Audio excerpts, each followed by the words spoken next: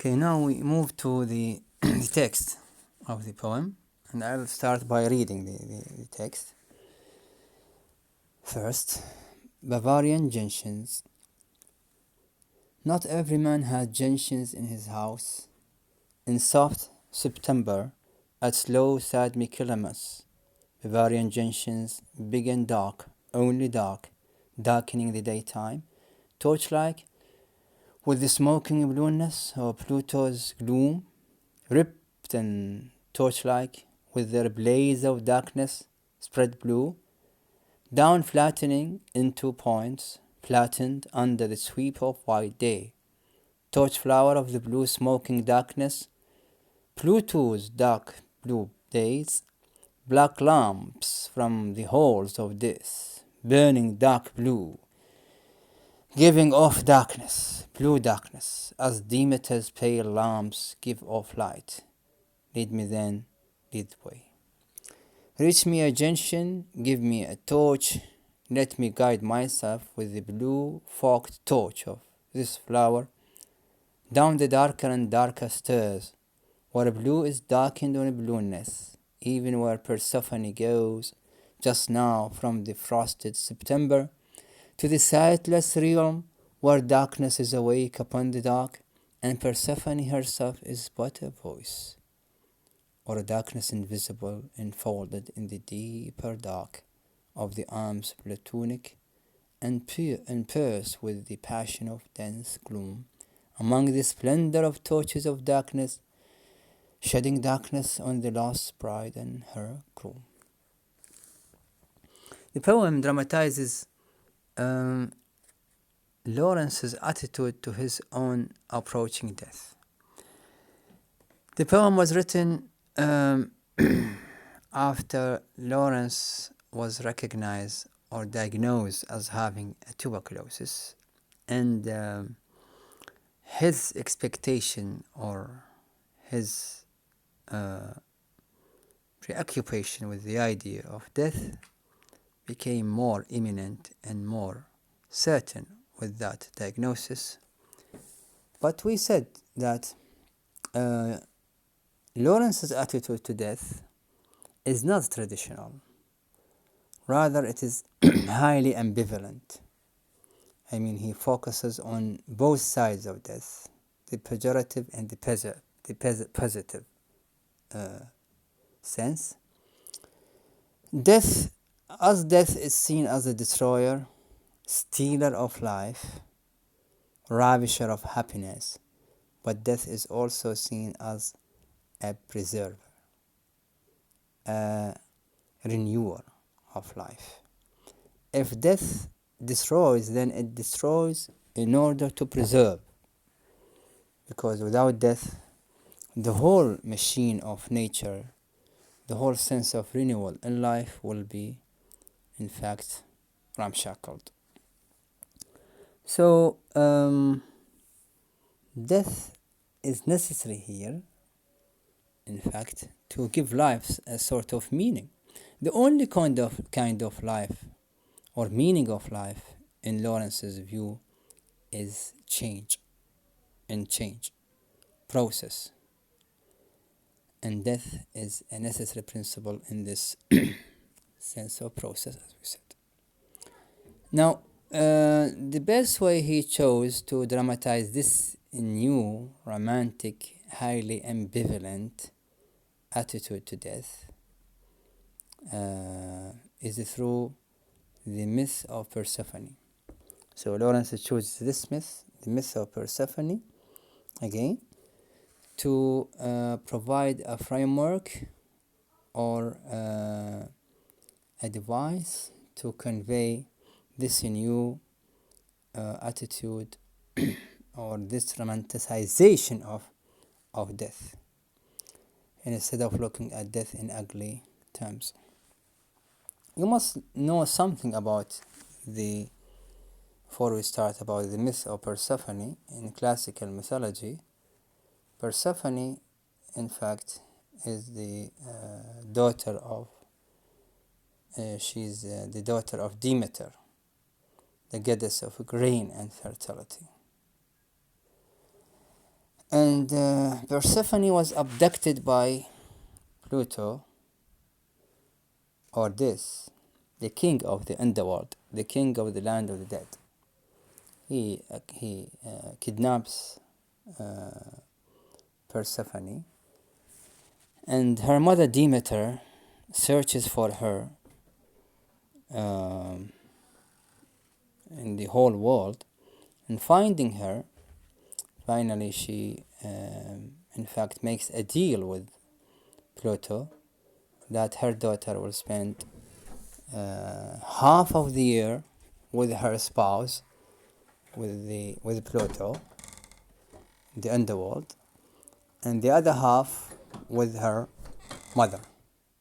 Now, the half when Persephone departs from the earth, when she descends into the underworld, and this is in September. It is in September that she leaves her mother and descends into the land of the dead.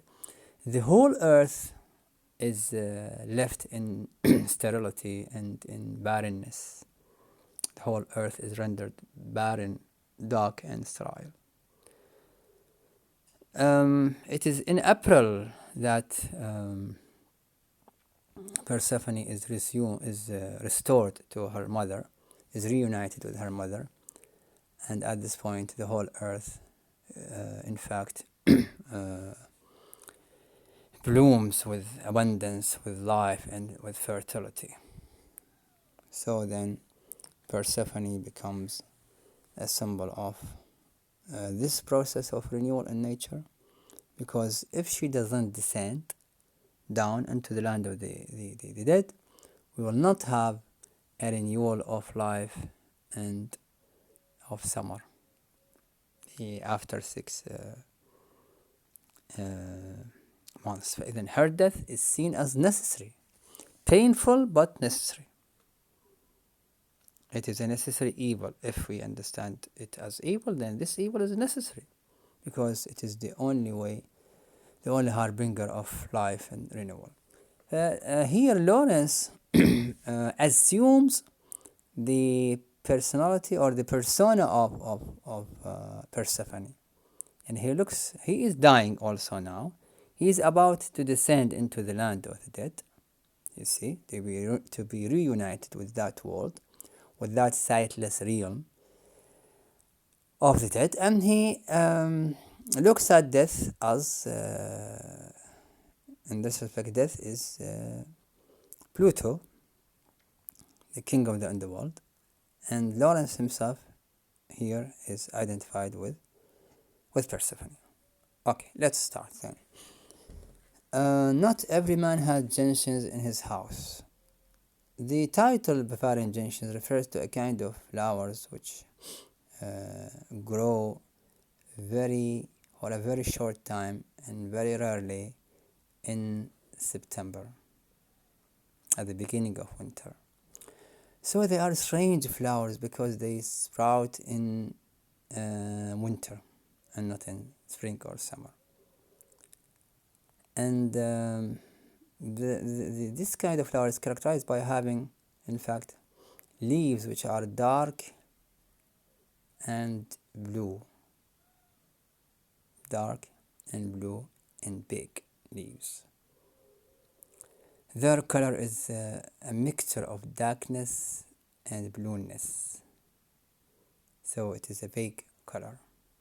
That's why he says not every man has gentians in his house, because, as I said, they are very rare and they are identified with winter.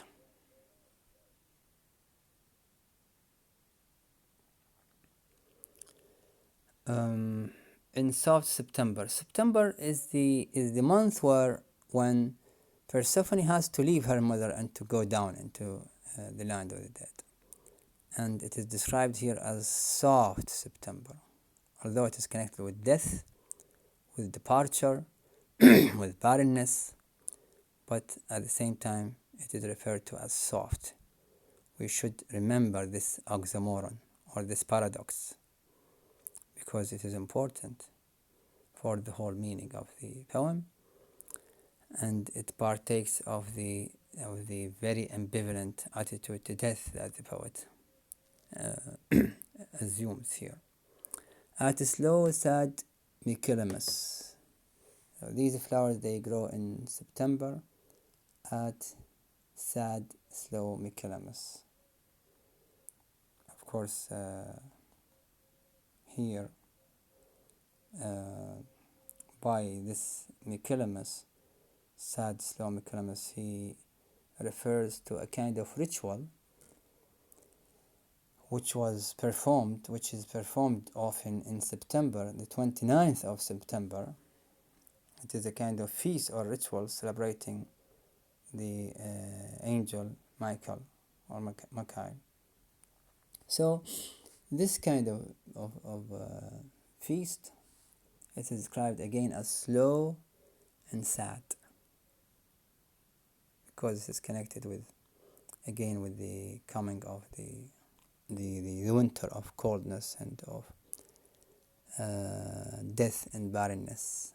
And again, it is connected on a mythic level. It is connected with the departure of Persephone from her mother. Bavarian Junctions big and dark, only dark. The emphasis here is on the leaves of these flowers, which are big and dark.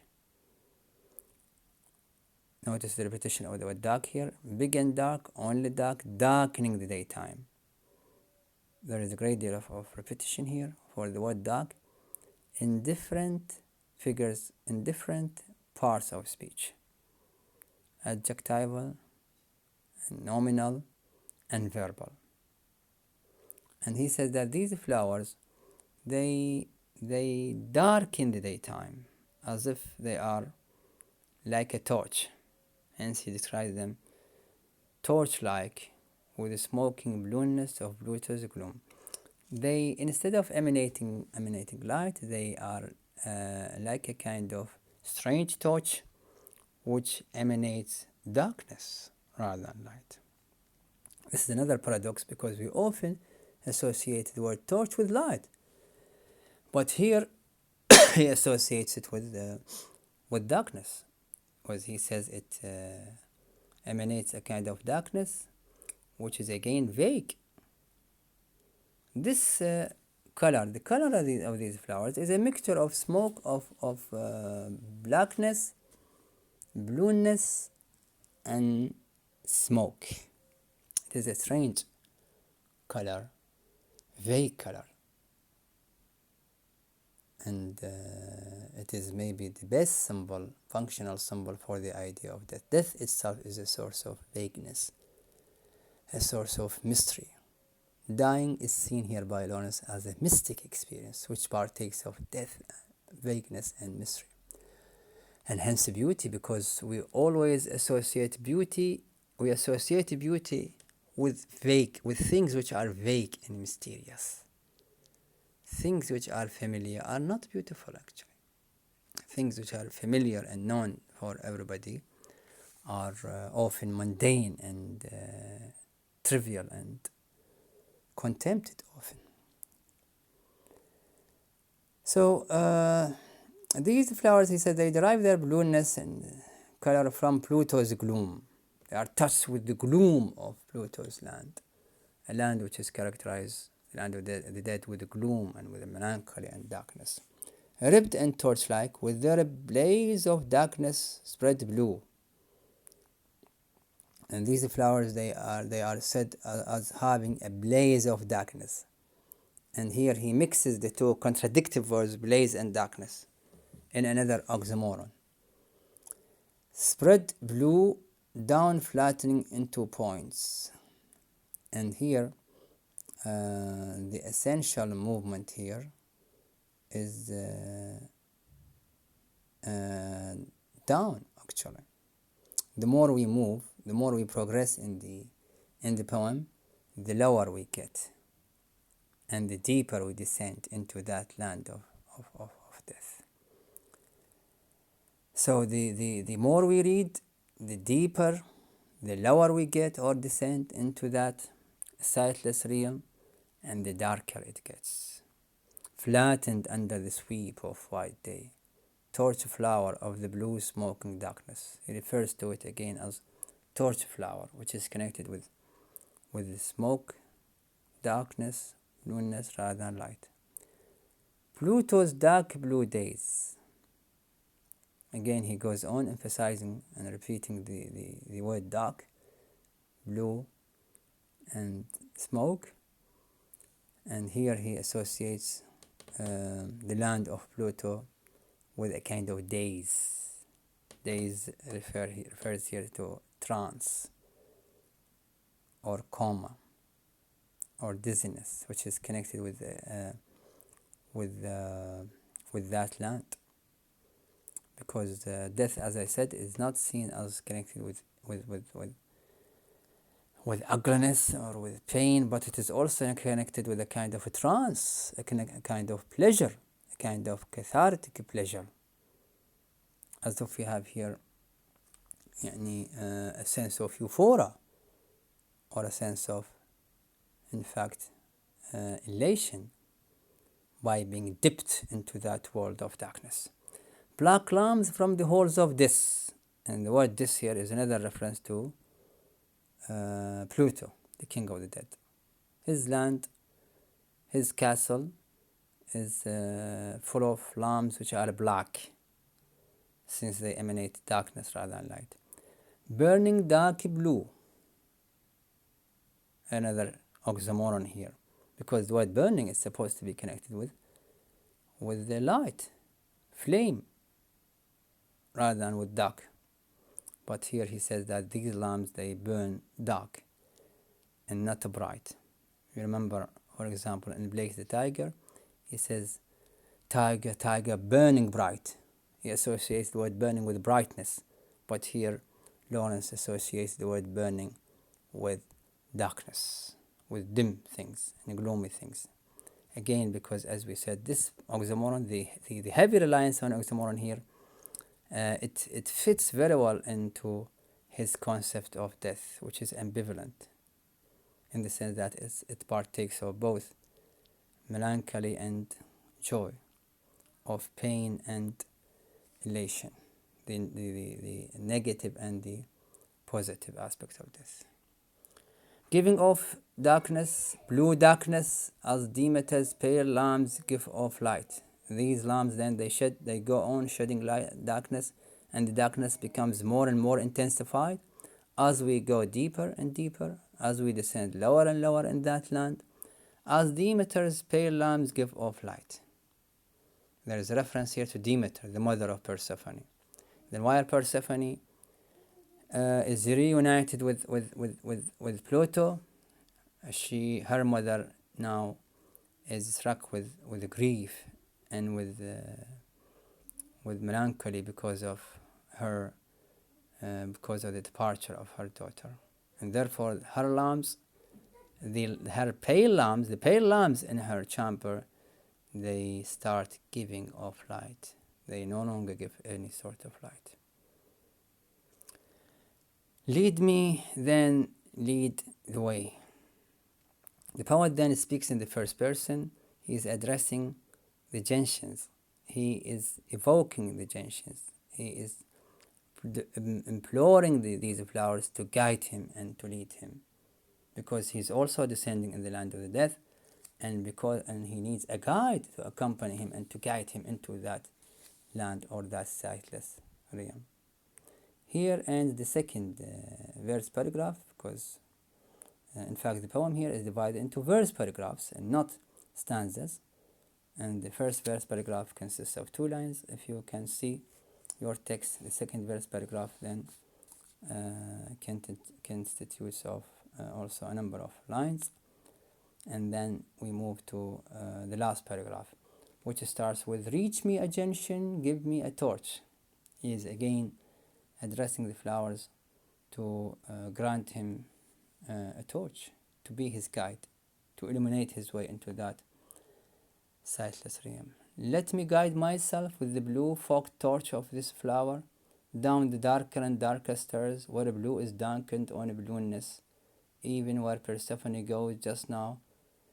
And then the lower we get, the darker it gets, Now he's descending the stairs. The stairs here is a metaphorical symbol for this descent into the land of the dead. A land where blueness is darkened on blueness. We have different layers of darkness and blueness in that land. There is not a glimpse of light. There isn't even one glimpse of light into that land. Even where Persephone goes just now, then he's like Persephone. He imagines that he is dying also in soft September. He also descends at the same time that Persephone descends into that land. Just now, from the frost of September to the sightless realm where darkness is awake upon the dark. As he said, the land of the dead is a realm in which there is no light, there is no sight, there is no vision. It is only a land which is overwhelmed with darkness, heaps of darkness, darkness over darkness. And Persephone herself is but a voice. Here, Persephone is sinking and united. She is sinking in that land, in that darkness, and she is enwrapped with that darkness. Therefore, she is no longer seen. She is no longer visible. She becomes but a voice. Or a darkness invisible, enfolded in the deep attack. Imagine.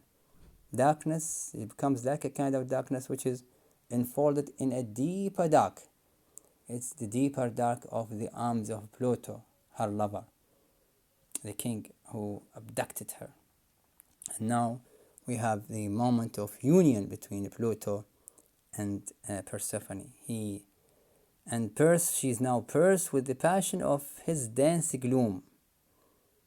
And we have, she is united with darkness. She is united with the king of darkness, and she is taken into his arms among the splendor of torches of darkness.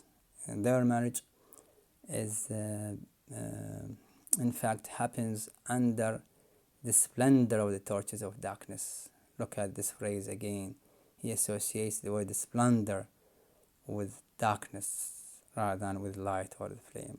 And this is another oxymoron. The whole poem, in fact, is full of oxymoron. And maybe when we finish, we'll have some more things to say about this. Device, shedding darkness on the lost bride and her groom. And then these torches of darkness, they shed light on the lost bride. And by the lost bride, of course, he means Persephone and her groom, Pluto, the king of the land of the dead. This marriage happens under the splendor of these alien, strange lamps of death.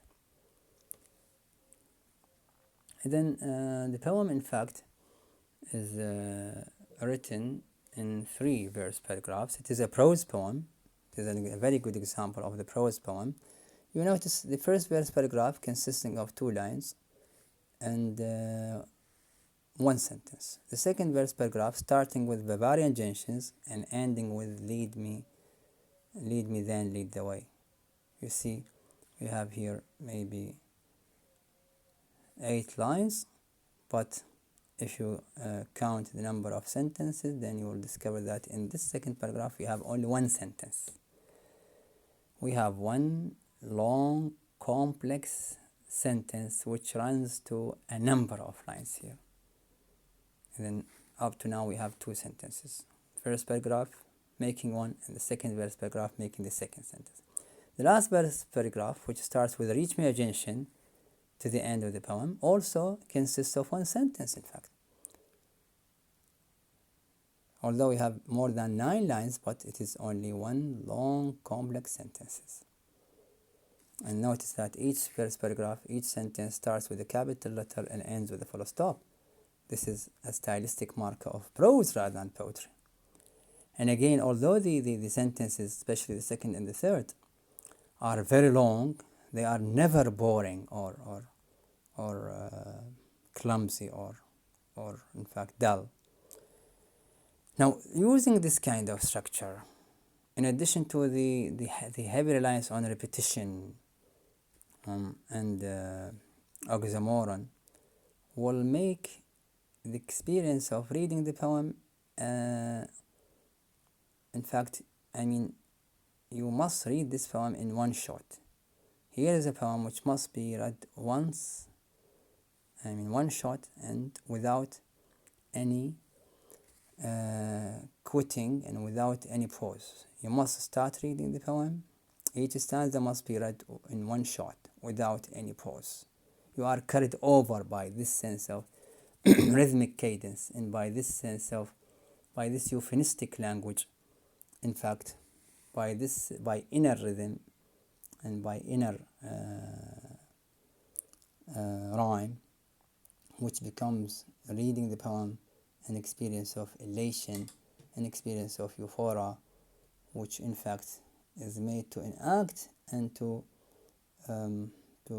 convey the sense of strange alien descending into that land by Persephone and by the poet himself. So, the language of the poem here, as we said, is full of oxymoron, and oxymoron here is adopted as both a theme and technique. The theme itself is paradoxical. Death is the greatest paradox of a human life, the greatest mystery and riddle of human life, and maybe this is the only form to express this theme. This highly paradoxical, mysterious form meaning should be expressed in a language which is equally mysterious and equally paradoxical, and the best language and the best device is through oxymoron. And of course we have many examples of oxymoron, and you know what do you mean by oxymoron? A phrase which is in fact in which we have a mixture of contradictive elements or contradictive opposite words, and which appears, the phrase at the superficial level appears as in fact absurd, but at a deeper level it has a great deal of meaning, and it has an element of truth about it.